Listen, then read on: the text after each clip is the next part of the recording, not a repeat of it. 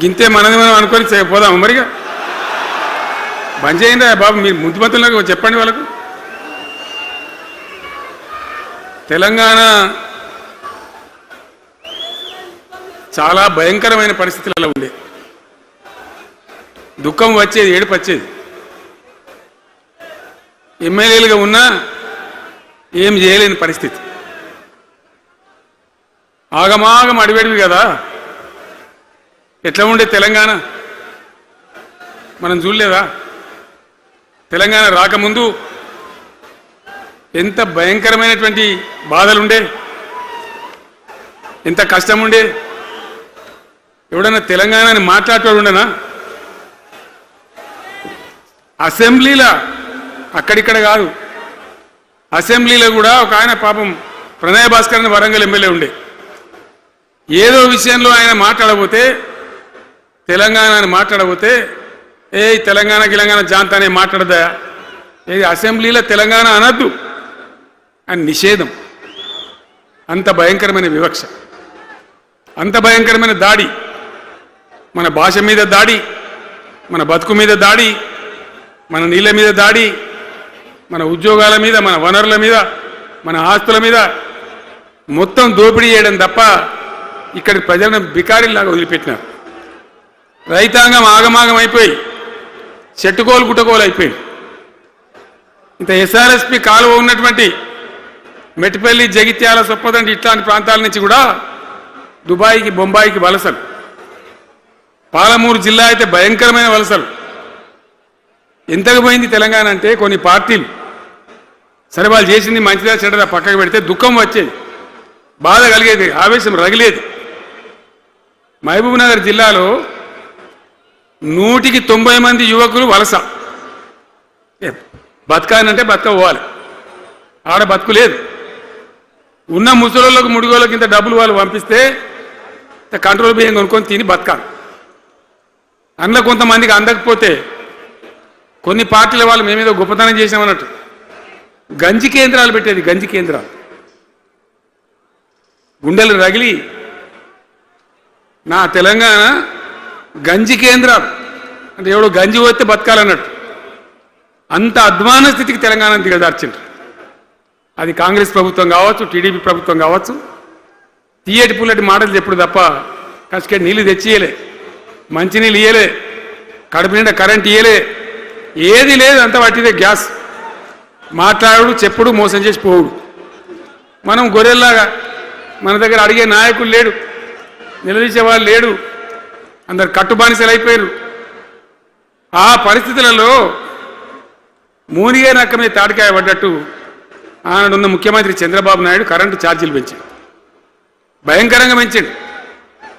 తెల్లారి నేను ఒక ఉత్తరం రాసిన, నీ కరెంటు ఛార్జీల పెంపుదల వాపసు తీసుకో, లేకపోతే ఈ సమైక్య రాష్ట్రంలో మాకు న్యాయం జరగదని నేను ఉద్యమానికి పోవాల్సి వస్తుంది, తెలంగాణ కోసం కొట్లాడాల్సి వస్తుందని చెప్పి రాష్ట్ర ఆయన తీసుకోలే. కొంతమంది రైతులు పాపం పోరాటానికి వచ్చింది. మీరు కొత్త వాళ్ళు చూడకపోవచ్చు కానీ చాలా పాత వాళ్ళకి తెలుసు. పోరాటానికి హైదరాబాద్కి వస్తే నిరసన తెలపడానికి పట్టబగలు 11:30 గంటలకు బషీర్ బాగులో ఇష్టం ఉన్నట్టు విచ్చలవిడి కాల్పులు జరిపి చంపేస్తే 3 రైతులు అక్కడికక్కడనే ప్రాణాలకి చచ్చిపోయారు. ఆ తర్వాత నిర్ణయం తీసుకున్నాం, ఇక లాభం లేదు, ఎదురు తిరిగితే కూడా వీళ్ళు కాల్చి చంపుతున్నారు, జెండా ఎత్తడం ఒకటే తప్ప మార్గం లేదని చెప్పి ఆనాడు నేను తెలంగాణ ఉద్యమానికి శ్రీకారం చుట్టాను. ఎంబడ ఎవడు వచ్చినా సరే రాకున్నా సరే ప్రజలున్నారు, యువకులున్నారు, చూసుకుందాం దేకలేంగని చెప్పి బయలుదేరితే ఎక్కిరిచుడు, ఏ వీడు పక్కపేద కేసీఆర్ గారు ఎవడో బొడి చేసి చంపేస్తాం అని ఒకడు మాట్లాడు, ఇది మగల పుట్టింది పుబ్బల పోతుంది ఇంకోడు మాట్లాడు, యాడికెళ్ళైతే హైదరాబాద్ తెలంగాణ వీడు దుకాణం పెట్టినని ఇంకోడు అనడు, నానా రకాలుగా అవమానపరిచేటువంటి మాటలు మాట్లాడు. కానీ మొక్కవం ధైర్యంతో, చిత్తశుద్ధితోని బయలుదేరి పోరాటం చేస్తాం. ప్రజలు జమైతా పోయినరు.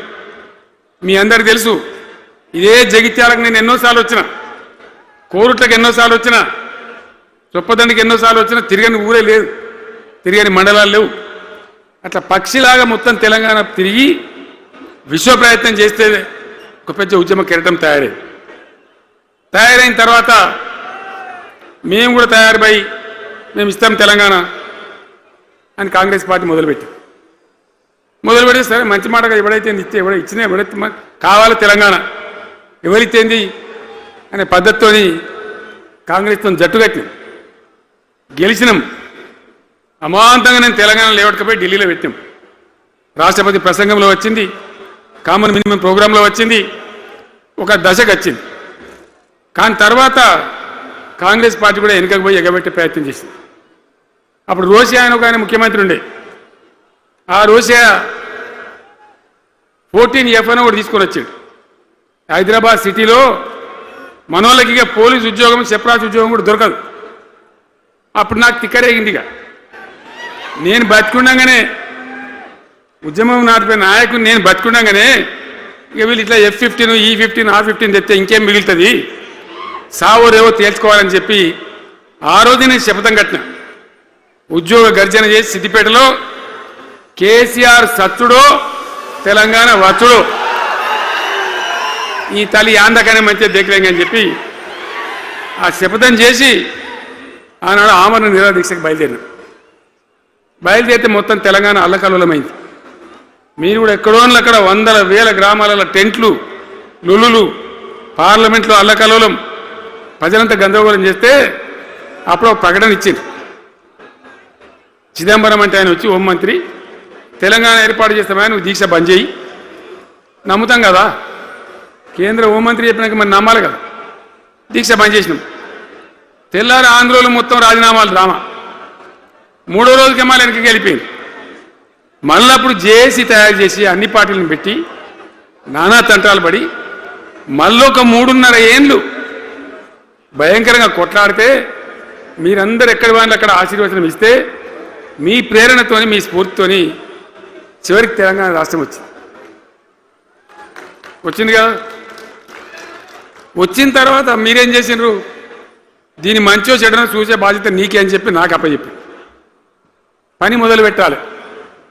ఎట్లా కొత్త కుండలో ఈగలు వచ్చినట్టు.